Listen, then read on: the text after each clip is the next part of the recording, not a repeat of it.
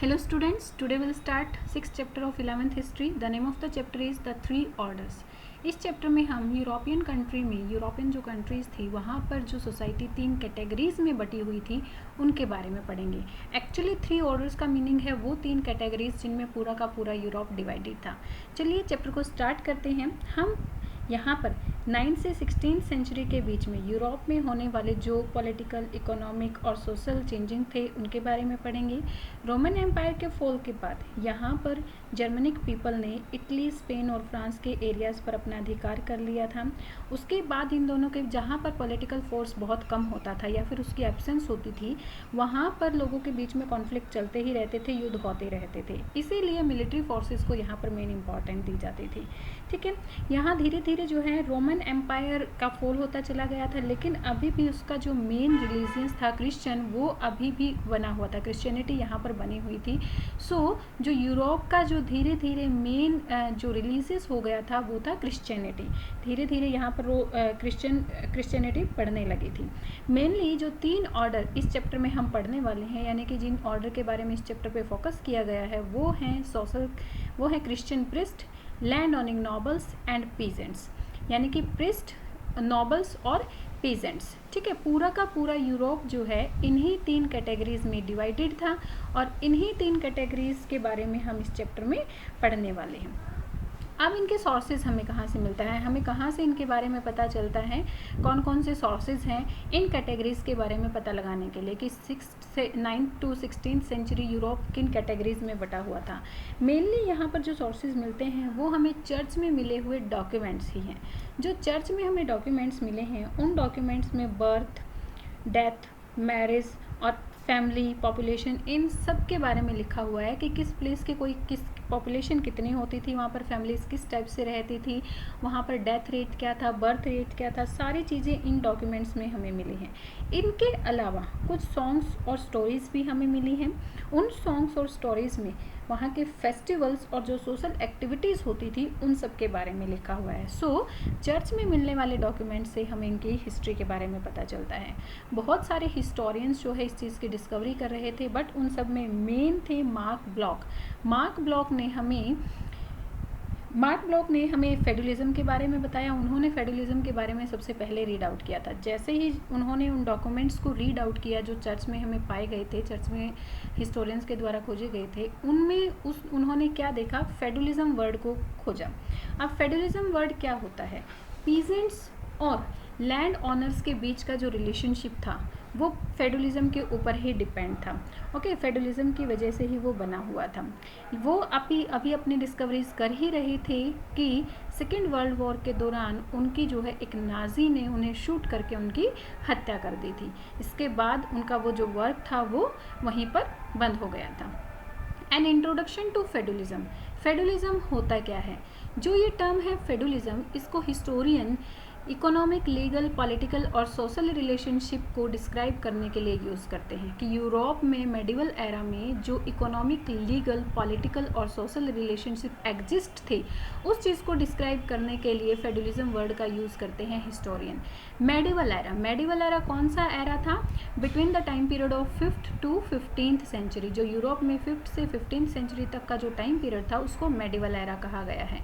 ये जो federalism word है ये जर्मन के फ्यूड से ड्राइव हुआ है, जिसका मीनिंग होता है a piece of land. The meaning of feud is a piece of land. ये किस चीज़ को, ये it refers the kind of the society that developed in the medieval France. ये उस सोसाइटी को रेफर करता है जो सोसाइटी फ्रांस में मेडिवल एरा में डेवलप हुई थी और बाद में वो इंग्लैंड और सदर्न इटली में भी धीरे धीरे डेवलप होती चली गई.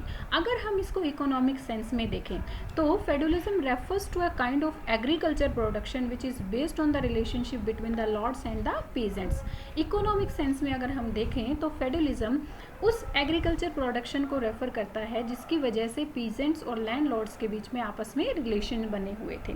ओके, अब ये जो रिलेशंस थे इनमें क्या थे, पीजेंट्स अपनी सर्विस अपने मास्टर को, अपने लॉर्ड्स को देते थे और लॉर्ड्स उसके बदले में उन्हें मिलिट्री प्रोटेक्शन देते थे कि अगर बाहर से कोई भी हमला उनके ऊपर होता है तो उनके प्रोटेक्शन की जिम्मेवारी लॉर्ड की होती थी, ठीक है, क्योंकि ये लॉर्ड भी आपस में एक दूसरे के ऊपर अटैक करते ही रहते थे। सो एक लॉर्ड के एरिया में जितने पीजेंट्स होते थे उनके प्रोटेक्शन की जिम्मेवारी एक लॉर्ड की होती थी और इसके बदले में वो क्या करते थे, अपने लॉर्ड को अपनी सर्विसेज देते थे। ओके, अब हालांकि जो रोमन एम्पायर था उसकी जो फॉल था वो हो रहा था, बट वहाँ पर जो क्रिश्चियनिटी थी वो अभी भी बनी हुई थी। एक एग्जांपल ऐसा ही पाया जाए, जो फ्रांस के किंग शार्लमेन थे उनके काल में एक ऐसा एग्जांपल पाया गया है कि उन्होंने जो इस फेडरलिज्म वर्ड को स्टार्ट किया था, लेकिन 11वीं सेंचुरी के एंड तक ये फेडरलिज्म जो है पूरे यूरोप में धीरे धीरे फैल गया था। उन्होंने स्टार्ट कब किया था, शार्लमेन ने कब स्टार्ट किया था फेडरलिज्म वर्ड को, 742 टू 814 ये उनका शासनकाल था। मतलब इस टाइम पीरियड के बीच में जो है फेडरलिज्म वर्ड इंडिया में यूरोप में स्टार्ट हुआ था और उसके वजह से जो रिलेशनशिप बनते थे वो भी स्टार्ट हुए थे। नेक्स्ट है फ्रांस एंड इंग्लैंड। गोल एक क्षेत्र था, एक एरिया था जो कि रोमन एम्पायर में था। ये जो एरिया था वो बहुत ही प्रोस्पेरियस एरिया था। इसके दो साइड कोस्ट लाइन्स लगती थी, माउंटेन रेंजेस यहाँ पर थी, लॉन्ग रिवर्स थी, फॉरेस्ट थे और बहुत ही एग्रीकल्चर के लिए सूटेड प्लेन्स भी यहाँ पर थे। सो ये एक प्रोस्पेरियस एरिया था। बट 6th सेंचुरी में एक जर्मनिक ट्राइब जिसका नेम था फ्रैंक, उन लोगों ने इस एरिया को कॉन्कर्ड कर लिया था और इसका नेम गोल से चेंज करके फ्रेंच रख दिया था, फ्रांस रख दिया था, ठीक है। और ये जो फ्रांस और फ्रैंकिश किंग थे वो कौन सी रिलीजियस से रिलेट करते थे, वो भी क्रिश्चियन ही वो लोग थे। ओके, सो इस तरह से यहाँ पर फ्रांस का इमर्स हुआ था। मतलब फ्रांस वर्ड कैसे स्टार्ट हुआ या फ्रांस कैसे बना था, वो एक जर्मनिक ट्राइब थी और उन्होंने जब इस गॉल एरिया को कॉन्कर्ड किया तो इसके बाद इस एरिया का नाम उन्होंने फ्रांस रख दिया था। धीरे धीरे जो अक्रॉस अ नैरो चैनल ले the island of England Scotland, जो इंग्लैंड स्कॉटलैंड के आइलैंड के पास जो नैरो चैनल था उसको भी फ्रेंच लोगों ने कॉन्कर्ड कर लिया था और वो एरिया कौन सा था, नारमंडी का एरिया था। नारमंडी का जो एरिया था उसको भी फ्रांस लोगों ने कॉन्कर्ड कर लिया था। सो धीरे धीरे इस तरह से फ्रांस का डेवलप होता चला गया।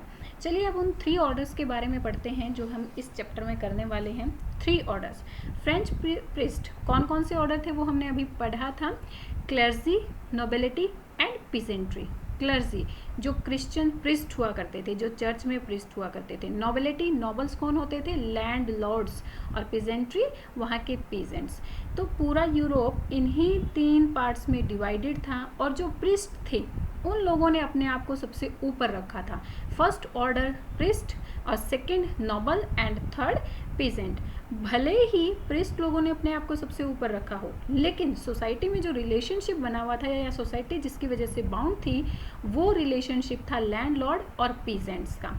ओके, सो सोसाइटी 3 पार्ट्स में डिवाइडेड थी। अब इसके लिए एक 12th सेंचुरी में बिगेन के ओबेस हिलगॉर्ड ने लिखा है इन ऑर्डर्स के बारे में, क्योंकि कई लोगों का मानना था कि सोसाइटी इस तरह से 3 ऑर्डर्स में डिवाइड नहीं होनी चाहिए, सोसाइटी में सब लोग इक्वल होने चाहिए।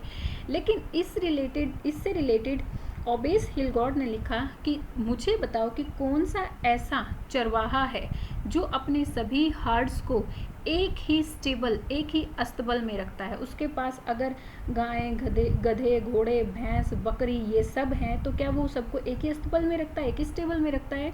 अगर वो सबको एक ही स्टेबल में रखेगा तो वहाँ उनकी लड़ाई हो जाएगी। इसी तरह सोसाइटी के साथ है, अगर सभी लोग इक्वल होंगे तो सोसाइटी अच्छे से रन नहीं कर पाएगी। उसका कहना था कि भगवान ने ही हम सबको अलग अलग रखा है कि चाहे स्वर्ग पर हो या फिर पृथ्वी पर, भगवान का प्यार सबको मिलता है। जैसे कि एक जो गडरिया होता है या चरवाहा होता है वो अपने सभी एनिमल्स को लव करता है, लेकिन उनको अलग अलग कैटेगरीज में बना कर रखता है। तो उनका कहना था कि भगवान का लव सबको मिलता है, लेकिन उसमें कोई समानता नहीं होती है, या फिर मतलब कि ये जो कैटेगरीज फैली हुई थी वो गॉड के द्वारा ही बनाई गई थी। ओके, नेक्स्ट हम पढ़ते हैं the second order. First order था क्लर्जी, उनके बारे में हम लेटर पढ़ेंगे, लेकिन सबसे पहले हम सेकंड ऑर्डर के बारे में पढ़ते हैं द नोबिलिटी, जो कि जिसकी वजह से कि सोसाइटी में मेन बॉन्ड बना हुआ था। ओके, चलिए स्टार्ट करते हैं। नोबिलिटी हालांकि प्रिस्ट लोगों ने अपने आप को फर्स्ट ऑर्डर में रखा था और जो नोबल थे उनको सेकंड ऑर्डर में रखा था, लेकिन अगर हम रियलिटी में देखें तो जो ये सामाजिक प्रक्रिया थी वो इन नोबल्स के बीच में और पीजेंट्स के बीच में जो रिलेशनशिप था उसी की वजह से बनी हुई थी। और इस रिलेशनशिप को एक नेम दिया गया था, और उसको क्या नेम दिया गया था? वेसलेस। जो ये पीजेंट्स और नोबल्स के बीच में जो रिलेशनशिप था उस रिलेशनशिप को एक नेम दिया हुआ था वेसलेस। और वेसलेस प्रथा के कारण ही, इसी प्रैक्टिस के कारण ही ये नियंत्रण यहाँ पर नोबल्स का पीजेंट्स के ऊपर नियंत्रण यहाँ पर बना हुआ था। जो फ्रांस के लोग थे वो आपस में अपने शासकों से, नोबल से, पीजेंट्स आपस में एक दूसरे से जुड़े हुए थे, तो वो भी वेसलेस की वजह से ही जुड़े हुए थे। ओके, इसमें क्या होता था? एक किंग, जो ये नोबिलिटी थी, किंग इन 3 ऑर्डर्स के अंदर शामिल नहीं होता था। किंग को छोड़कर, किंग तो सबका किंग मतलब सबसे ऊपर होता था, उसके बाद जो पूरी सोसाइटी बसती थी उसको 3 ऑर्डर्स में डिवाइड किया गया था।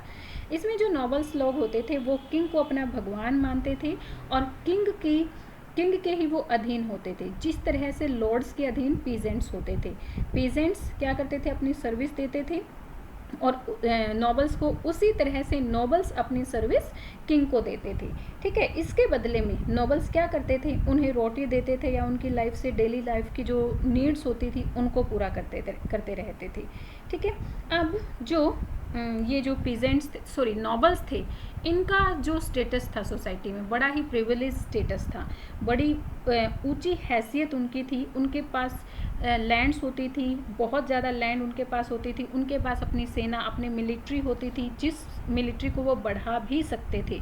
यानी कि जो ये लोग अपनी मिलिट्री अपने पास रखते थे, ये किंग के भी काम आती थी। अगर वॉर होता था तो वो लोग अपनी मिलिट्री किंग को दे देते थे। ठीक है, यहाँ तक कि वो लोग अपने कोर्ट्स ऑफ जस्टिस को भी हेल्ड करते थे। मीन्स उनका जितना भी एरिया होता था, उनकी जितनी मीनार होती थी, उनकी प्रॉपर्टी को मीनार कहा जाता था। वो हम नेक्स्ट पार्ट में पढ़ेंगे। उनकी प्रॉपर्टी को मीनार कहा जाता था। अगर मीनार में लोगों के बीच में कोई भी डिस्प्यूट होता था या कॉन्फ्लिक्ट्स होता था, उसको भी लॉर्ड ही सुलझाते थे। इवन उनके पास ये भी अधिकार था कि वो अपने कॉइन्स भी चला सकते थे, अपने नाम के कॉइन भी वो लोग चला सकते थे। ठीक है, वे अपनी जो उनकी जो लैंड होती थी उस पर जितने भी लोग बसते थे, यानी जितने घर वहाँ पर होते थे, उन सब के वो मालिक होते थे। जिसमें उनके घर, उनके खेत, उनके जो चरावा होते थे वो होते थे। ठीक है, ये सब सारी चीज़ें, जहाँ पर लॉर्ड का घर होता था उसके खेत होते थे, वहाँ पर रहने वाले लोगों के घर होते थे, पशुओं के लिए अलग से चराह होते थे, खेती के लिए अलग से लैंड होती थी। इन सब पूरे के पूरे को क्या कहा जाता था? मीनार कहा जाता था। ओके, मीनार। और ये जो मीनार थी ये उसकी प्राइवेट लैंड होती थी, प्राइवेट प्रॉपर्टी होती थी, जिसके ऊपर पूरा का पूरा अधिकार उसी का होता था।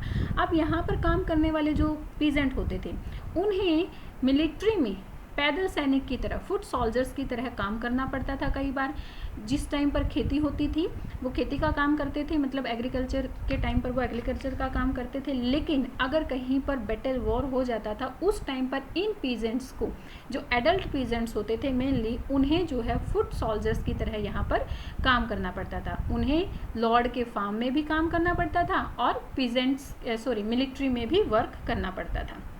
नेक्स्ट है द मेनोरियल एस्टेट, यानी कि मीनार, जो लैंड, जो एक लॉर्ड के पास जो उसकी मीनार होती थी वो कैसे होती थी। यहाँ पर उसका मीनार का एक मैप दिया हुआ है।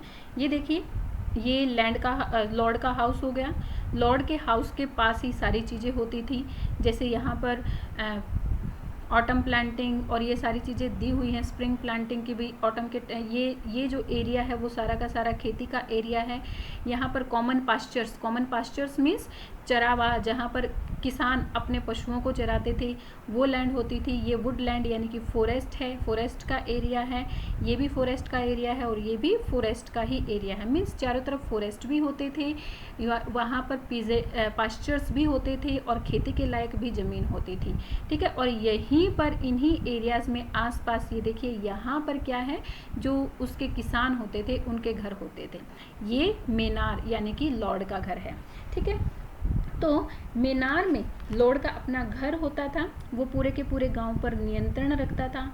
कुछ लॉर्ड तो बहुत सारे गांव के मालिक हुआ करते थे, यानी कि जो सबसे बड़ी जागीर यहाँ पर पाई गई है वो 50 to 60 परिवार यहाँ पर होते थे और ये लोग प्रतिदिन के उपभोग की प्रत्येक वस्तु इनको जागीर पर मिलती थी, जैसे कि अनाज खेतों में उगाए जाते थे, लोहार और बढ़ई लॉर्ड के औजारों की देखभाल करते थे, उनके हथियारों की मरम्मत करते थे, जबकि मिस्त्री जो होते थे वो क्या करते थे, इनकी इमारतों की देखभाल करते थे। और यहाँ पर जो विमेन होती थी उनका काम अलग से होता था, वो सूत काटती थी, कपड़े बनाती थी, लॉर्ड के जो बच्चे होते थे उनको संभालती थी, जो शराब को बनाने का काम होता था उसमें भी बहुत सारी लेडीज़ ही वर्क करती थी। सो यहाँ पर पास्चर्स भी होते थे जिनमें ये लोग जो यहाँ पर पीजेंट्स होते थे वहाँ पर अपने पशुओं को चराते थे। जो लॉर्ड के पास घोड़े होते थे वो भी इन्हीं पास्चर्स में चरने के लिए जाते थे। सो इनकी पूरी की पूरी लैंड के ऊपर इसका लॉर्ड का ही अधिकार होता था। 13th सेंचुरी से तो कुछ फोर्ट्स, ये जो फोर्ट्स होते थे, ये जो मीनार होता था, घर होता था लॉर्ड का, इनको बहुत बड़ा बनाया जाने लगा। पहले वो इतना बड़ा नहीं होता था, लेकिन धीरे धीरे 13th सेंचुरी तक इसको बड़ा बनाया जाने लगा, एक महल की तरह ही इसको बनाया जाने लगा था। अब इनको और ज़्यादा सुरक्षा की ज़रूरत हो गई थी क्योंकि इनकी लैंड और इनका घर जो है बढ़ता जा रहा था। तो यहाँ पर एक और नई जाति इमर्ज हो गई थी और वो थी नाइट। कौन थे? नाइट। नाइट का मीनिंग क्या होता है? सैनिक। ओके, सो नाइट्स यहाँ पर होते थे जो राजा के जो लॉर्ड के दुर्ग की और उसके टेरिटरीज की, उसके एरिया की जो है गार्ड करते थे। ओके, मेनर कभी भी आत्मनिर्भर नहीं हो सकते थे, यानी कि ये ऐसा नहीं हो सकता था कि इनके पास इतनी सारी लैंड है तो इसी लैंड में इनका काम चल जाएगा। उन्हें दूसरे लोगों से भी कांटेक्ट रखना पड़ता था, जैसे कि अगर उन्हें नमक, चक्की के पार्ट, दूसरे बर्तन, धातु के बर्तन जैसे लोहे कांसे के बर्तन होते हैं वो अगर चाहिए होते थे तो उन्हें वो दूर से ही मंगवाने पड़ते थे। जो ये लॉर्ड होते थे ये अपनी लाइफ स्टाइल, इनका लग्जीरियस लाइफ स्टाइल होता था, मतलब बड़ी लग्जरी लाइफ ये लोग जीते थे। बड़े बड़े महंगे महंगे सामान का ये लोग यूज़ करते थे और यहाँ पर ये लोग आभूषण मतलब ज्वेलरीज वगैरह खरीदते रहते थे और जो चीज़ें इनके पास नहीं होती थी, लोकल यहाँ पर अवेलेबल नहीं होती थी, वो उन्हें दूर के प्लेसेस से भी मंगवाते थे। सो इस तरह से मीनार में लॉर्ड रहा करते थे। ये पूरा का पूरा मीनार का मैप है। ओके बेटा, आज हम यहीं तक करेंगे। Next part will do in next video. Please like, comment and share my videos and subscribe my channel. Thank you. Bye bye. Keep learning.